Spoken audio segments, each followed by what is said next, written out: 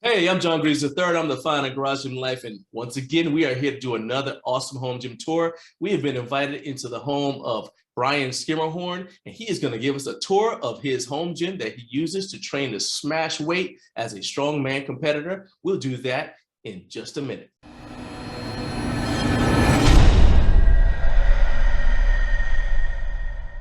All right, Bryan, my man, I thank you so much for having us in your home. Thank you for wanting to come check it out. No, of course, man. I'm excited because ever since you started, like we started communicating and everything, you even asked me about stickers, and I saw that you got some stickers made. So I'm excited, and I've been checking out your training. So yeah, I want to see this thing. You're training for a competition right now, right? Yes. So I have a strongman competition in October, right around Halloween, and then I have powerlifting meet in November, which is the APA US Open. That's a big one for me. So wow. Yeah. Okay. All right, man. Well, let's go ahead and just jump right into this tour. Show me what you got to show me. All right. So let's just do a quick panoramic and check everything out. Nice. Nice. Very nice. Very nice. Now, what part? Now, oh, hey, look at that. Hey, don't you skip past that, man. Thank you so much, man. Every time I see that banner up in anyone's home, that is like tangible proof that, you know, they actually support what we do. So thank you so much. Of course. Absolutely. I get comments about it all the time. I always send them your way. My man, thank you. Of course. All right. So this is an awesome looking gym. Now, where are you located? Ording, Washington. So it's like Tacoma, Seattle area. Okay, I was asking that because I was like, well, he's probably not in Alaska. Let's see the garage doors open. So what do you want to show us first? Let's dive right in with the combo rack. Heck yeah. So this is the Rogue combo rack.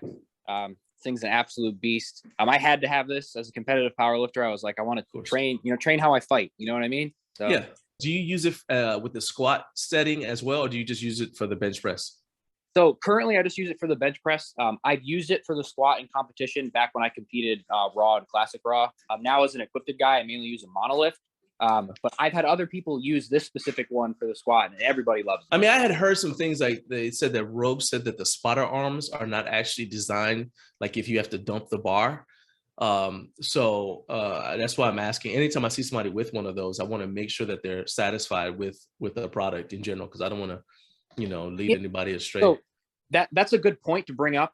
So they work great for the bench, and I will say that saved me with a 600-pound bench press before. On squat, you're not supposed to use them according to Rogue. I've witnessed people use them and they turned out totally fine. I think it's just a liability thing. Is the way these hook up, they're only hooked up right down here, and they're just kind of here. So I imagine you get this at a weird angle, these can bend, it could break. And so that's obviously a concern, but they work great for bench. Well, in a meet, if they use that, to be honest with you, they wouldn't even use those. They'd have the spotters. Those are technically only face savers. Yep. All right. Did you get them with the steps in the back, or is it just on the ground? No, this is just on the ground, and I got the there it is. The step up where the spotter can stand up on it. Yep. Okay, got the little spotting platform, handoff platform. I mean, so what kind of bar is that? So this is the Rogue West Side. Oh, bar. The aggressive knurling monster. Okay. How do you like the knurling on it? I love this bar.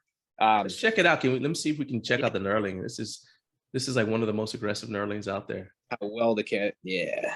Wow. Okay. You said you love the bar, huh? Yeah. So I think the most I've ever had loaded on this bar was, I want to say it was 805 pounds, and this barely had a bend to it.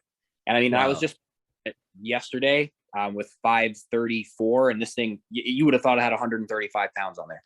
Okay. I'm assuming you don't deadlift with it. You just like squat and bench with it. So when I used to have a deadlift bar, when I did have a deadlift bar, I'd use that. I've been deadlifting in this. Okay. But that's all. So. All right. What else you want to show me? All right. Let's go right over here to the belt squat. Again, another Rogue item. I got my chalk bowl hanging off the side. Just mounting space, always hard in the garage gym, as you know. Of course. Oh, yeah, definitely. All right. So is this the Rogue Rhino? Yes, this is the Rogue Rhino. How do you like that? First of all, is this the only belt squat you've used? And how do you like the Rhino? So I have used other belt squats. I've used Titan's version. I've used the Bell Steel version, and I've used the Pit Shark. I definitely think the Pit Shark probably wins in terms of which one's my favorite, but it's also 2 times as expensive as the Rogue Rhino. So pretty close second, in my opinion. What is it that you like about the Pit Shark? Is it how it, because I mean, this is the sort of thing, it's not free flowing, you know, there is you've got a camber and other things and a pulley that you've got to deal with. So is it just like the ease of the pulley, the smoothness of it? What is it that you like better? So I gotta say it feels slightly smoother, and there's just something about it feels more sturdy and rigid. Now, Rogue's version is of course overbuilt. This is fantastic. I don't have this to the ground like you're supposed to, and I think that's why the Pit Shark to me kind of wins, because even without the Pit Shark bolted down, that thing's got to be over 1,000 pounds. It ain't moving when you do anything. This moves slightly, but so that's my only real complaint. But it's really not a complaint; it's a nitpick. Okay. Can you go a little bit closer to it? You've got it slightly away from the wall, right? Because it's plate loaded. Yeah. I'm just making sure. That's what it looks like. I just want to see the back. Yeah. Just enough clearance plates back there. Nice. Okay. Rogue Donkey. This is my other, one of my favorite pieces of equipment that Rogue makes. I use this thing for everything. Do you like the reverse hyper as well as the GHD side? Yes, absolutely. So I'm a huge reverse hyper fan. I first learned about reverse hypers, of course, from Louis Simmons. And rest in peace. Yeah. Yeah, once I got to try one out in a gym, I was sold. I have back issues. I've had back issues for years. This is one of my favorite pieces of training equipment. So couldn't go wrong. Had to buy it. Let's go ahead and check out the strap, because I believe this thing comes with the option for another attachment. But I've heard that most people, hey, Spud Inc. Yes. Those are my guys. I know a lot of people prefer the strap to the other attachment because it's difficult to get their feet in there. Is this comfortable for you when you're trying to get set up? Like, it doesn't take a long time? So I find this to be really quite comfortable. The only thing that I have is that if you didn't want to use clips, or if you were trying to quickly adjust weight and whatnot, this can kind of come off a little bit. I'm obviously going to clip there right now. They're just kind of sitting there. But that attachment, I've used that attachment. I don't currently own it, but I do plan on investing in it. I think it's personally, I find it better used to just hit your lower back. It helps keep your legs straight, where your legs kind of bend a little bit in this. But you can use leg extensions and everything else. So this is really versatile, this little strap here. So it's really cool that we're doing this tour with you, because the home gym tour that we just published on our channel, actually about 20 minutes ago, was from another person, Jose Gonzalez, and he has that same product, but he has the attachment you're talking about. And he said he actually prefers the strap. But the reason is, he said that it's not always, depending on what shoes he's wearing, sometimes it's harder to get in and out of there because the rollers can get in the way. And so for him, it's just a time factor. Like, okay, I got to do whatever. But if that's not an issue, or you don't wear multiple different kinds of shoes. So like, let's say he wears 2 different kinds of shoes on squat or deadlift. So if you don't do that, then it may not be an issue. Or if you just, kick your shoes off and go use it, then it may not be a problem as well. So that's just something. So if anybody wants to check that out, they can click right there, and you guys will see that video with Jose, where he talks about his, how he feels about the roller. But you guys just heard Bryan give his viewpoint about the strap. So now there you go. You got 2 viewpoints about the same machine. Now you got some options. I gotta say that's a good point that I never even thought about, actually. So I definitely can find that your feet could get kind of stuck getting in and out of the roll. But I definitely could realize, if you're wearing squat shoes with a wedge on them, your feet, they're probably going to get stuck in there. So exactly. It's like the front of your foot will get in fine, but the back might get stuck. Yeah. Okay. Now the other thing that I would say about the strap is, they're obviously sold by 2 different companies, but Rogue carries some Spud Inc. products. So were you able to get the strap and the donkey at the same time, or did you have to order them separately? No, so I ordered this together at once. This Spud strap actually came standard with this. Okay. Yeah. Okay, perfect. All right, man. What else you want to show me? So we got to visit the rack, the centerpiece of the gym. So this is a Rogue Monster 4 nameplate cross member flip down safeties that have been, these were painted. I believe they weren't Cerakoted by the guy I bought it from. He painted the J, painted the the backing for the Rogue logo, which is usually silver. Okay. Now, so you purchased this used, correct? Yes, correct. Okay. So, how do you feel about the drop down safeties versus the strap? I know a lot of people are starting to go to straps now. Do you prefer you intend to just stick with those, or do you want to go to straps at some point? So I will probably stick with these. So I had the straps before in the past, and I like them. I think really you can't go wrong either way. These are a little more like cumbersome to move around and adjust. Okay. But really, I honestly don't think there's much of a difference. As these happen to come with these, so I was like, well, okay, now I don't have to buy the straps, And Okay. I do think it with the colors was pretty sweet, so I can't complain there. Yeah, very nice. Now you got a landmine attachment in there. Is that attached to the thing, or is that just where it happens to be? Yes, sir. So that is attached on the bottom. Okay, I see it. The knurled bar down there. Okay. So when you want to use it, obviously you move the bench out of the way. Move the bench out. Correct. Work with. All right. But it looks like it floats a little bit. Do the size of the power rack ever get in the way as you're using it? No, I haven't found that to be an issue. It actually moves pretty well. But yeah, most of the time when I'm using it, I just kind of keep it elevated up. If I'm doing T-bar rows. Yeah, that's what I'm saying. Yeah. No clearance issue. I've done Viking presses with these too. Okay. And yeah, I had an issue. Yeah, I know people do some funky exercises with those landmines, and so I was just like, well, you might have to move stuff out of the way if you plan on doing that. All right, let's hop on over to the plates. Something I'm real proud of. The Eleiko plates. They're nice. Powerlifting ones. These are still pretty new. I've had these for I think 4-ish months. And then they're on a Rogue weight tree. Still trying to acquire more. Now this is going to sound, as it's coming out of my mouth, it's going to sound stupid even to me, but I still have to ask the question, right? So Eleiko is the top of the line. For anyone who's watching this who doesn't know, Eleiko is the top of the line. They're like a Cadillac, okay, when it comes to plates. But there are also other suppliers who are less expensive, like Rogue, I believe Belts of Steel, I want to say. And then there's some other suppliers that have calibrated plates, which is the reason why you want to use those, because that's what you would use in competition, in a powerlifting competition. Why was it important to you to go with Eleiko, or was it just what happened to be available? So it kind of boiled down to partially what was available and cost. So at the time, they were running a sale where any order over $2,000 shipped free. And so I was able to get this same set of plates through them cheaper than it was to go with Rogue. I originally had intended to go with Rogue, but because of the sale, I was like, well, I can't really pass these up. I see that the 10s are still green too. Yeah, they're still getting some wear on them. Plates. Well, it's just funny because sometimes you see 10s and they're black, or they're, another color or whatever. And it's just like, whoa, wait a minute. And the reason why it throws you off is because, in case people haven't seen that chart on the wall is a conversion chart, because those plates that we just looked at are kilo plates. So they're basically color coded.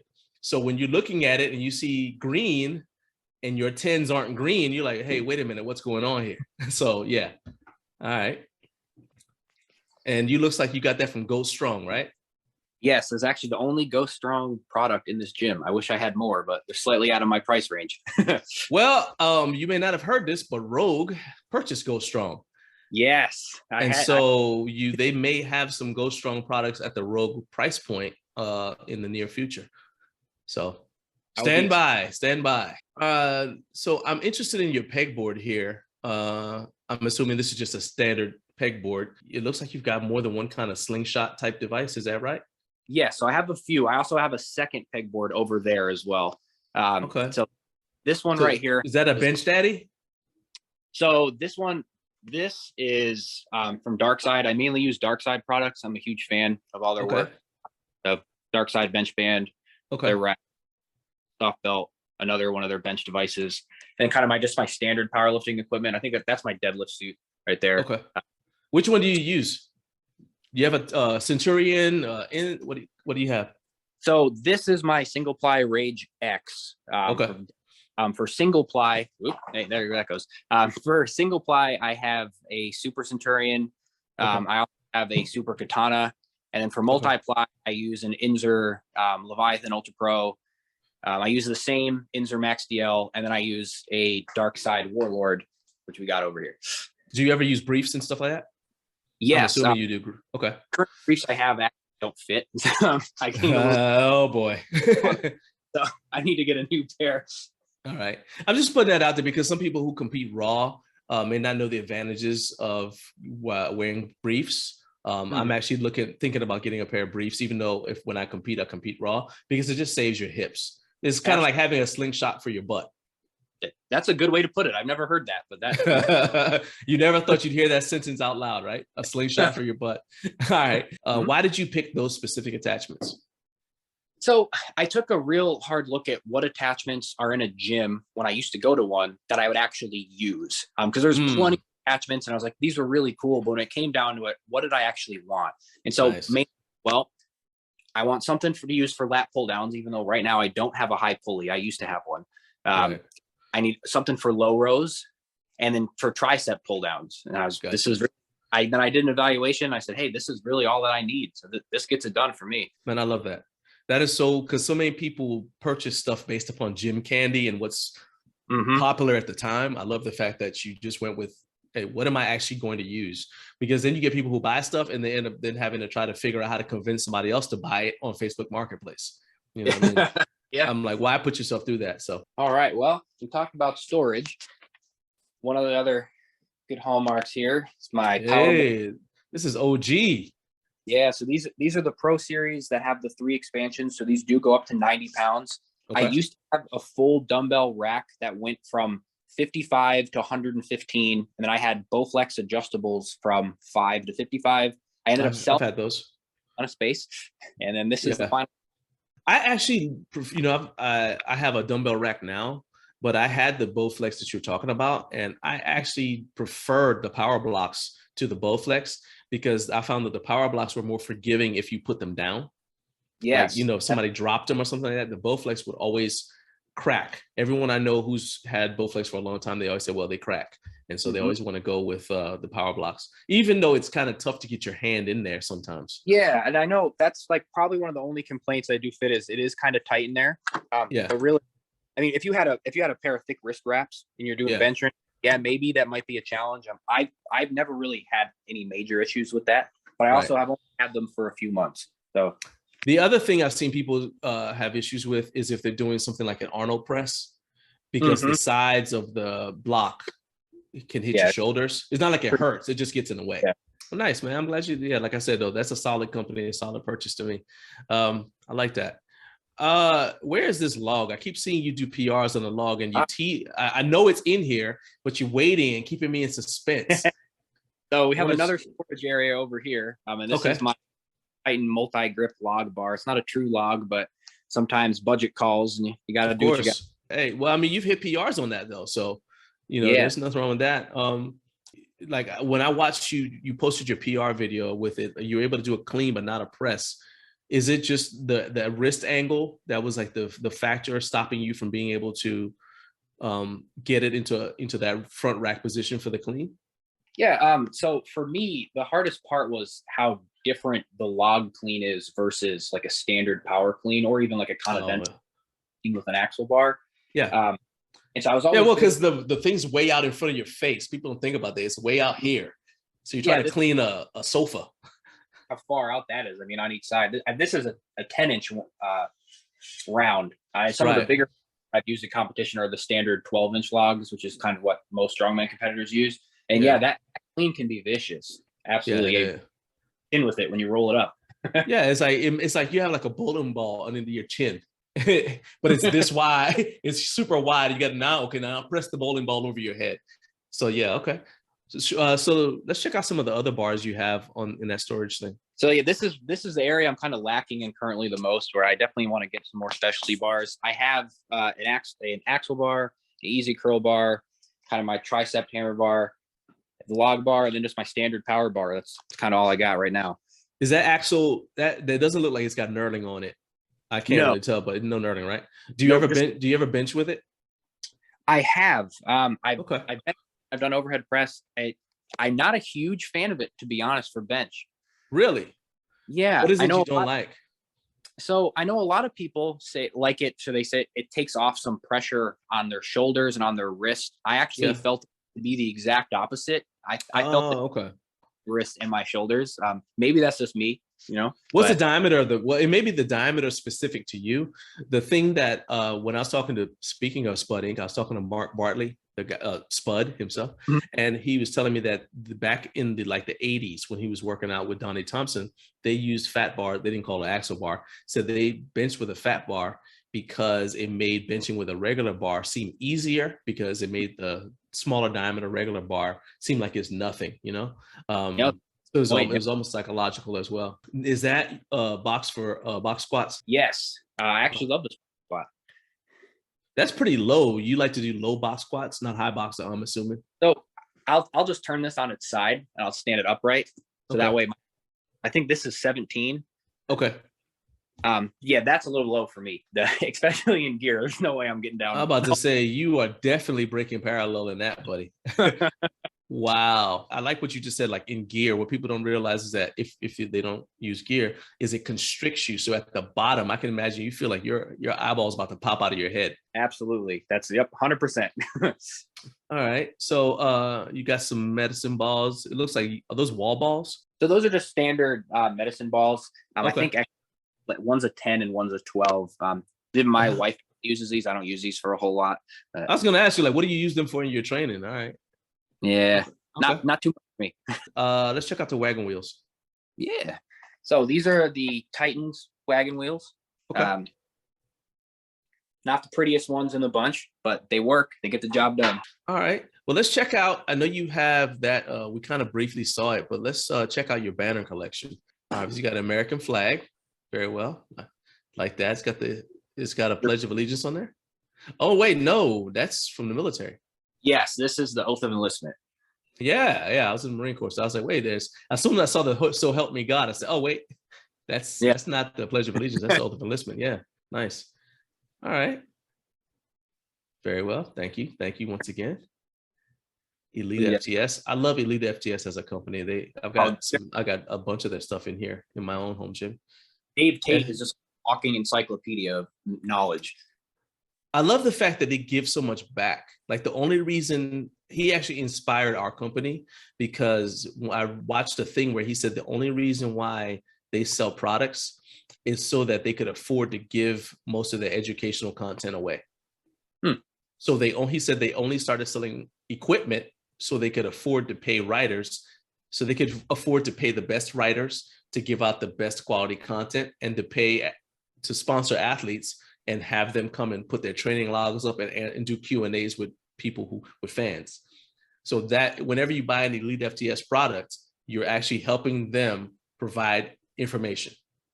And so that right there was one of the inspirations behind, how we set up our business model. So yeah, that's really cool, man. Wow. Yeah, that's awesome. Well, yeah. Like I said, I am a definite fan. All right. So what else do you have? It looks like we've seen quite a bit of your stuff. The thing we haven't looked at is my little strongman corner, which is kind of sad. It's kind of lacking the most, but that area will grow with time. It's growing, man. It's growing. Yeah. So is that that doesn't look like a stone of steel. What kind of stone is that? So this is the 150-pound Rogue Atlas stone. And why I picked this up. This is kind of the one of, I could have shelled out a lot more money for the stone of steel or something else. My mentality with Atlas stones was I need to master the movement.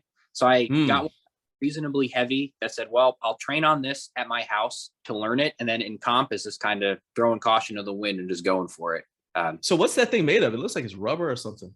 Yeah. So this is actually, it's solid iron core with the rubber exterior. Oh, okay. So basically like a dumbbell. I got you. I've never competed in strongman, but the things, we've done strongman live streams and we've talked to people and stuff. The one thing that all competitors have mentioned with the stone of steel as a drawback is if you are doing a competition where it is a concrete Atlas stone, as the stones go up in weight, the diameter of the stone increases. With a stone of steel, you can add weight simply by putting more plates on the inside of it. So your arms don't have to deal with the fact that they're getting further and further away from your body like they do with a normal athlete stone, a normal athlete stone. So it's kind of specific to the competitions. But I think that your strategy is a sound one. You know, all you gotta do is make sure the next competition you do is something with a stone or steel, so you don't have to deal with the diameter thing. But even then, though, you still get to explore and have fun with, you know, a different surface, and that kind of makes like competitions fun, you know? Yeah, absolutely. Is that your Viking press handle? Yes. Yep. For the landmine. Okay. And that's a Rogue? So this, I actually, I don't know what brand this is. I think it's a Yes for All. I bought it. Oh, wow. That's an Amazon brand. Okay. Yeah. And it's actually held up surprisingly well. I've done Viking press in like, the low, like 250-ish area, and it's never had sort of slip or any problems with it. Okay, well, Bryan, man, that was an awesome tour, man. What I like most about your gym is that it's not finished, and you recognize that it's not finished. A lot of times, no, and I mean that seriously, because too many home gym owners think that they need to duplicate everything that's at the public gym in one fell swoop. So they try to buy everything all at once. And as I said earlier, they end up sometimes with a bunch of stuff that they don't actually use. My first job out of college was at a public gym, and we'd have stuff in the gym, and you know, it just gathered dust off in the corner. But if somebody just came to, you know, to visit from out of town, they might use it, but they didn't realize that over time people, you know, would gravitate to something else. So I love the fact that you're building as you go along, you're replacing things as you need to, and you're not overspending on stuff, especially like what you did with the plates, man. That was really, really cool. Now, I've mentioned a couple of times that you got some PRs in the log clean and press, and I want other people to be able to see these PRs and watch your journey as you get ready for your comp in October. So how can people follow you on social media? So, of course, I have Instagram and I have a YouTube channel. My Instagram handle is Bryan, Bryan underscore BES underscore strength. And my YouTube channel is BES Strength Training.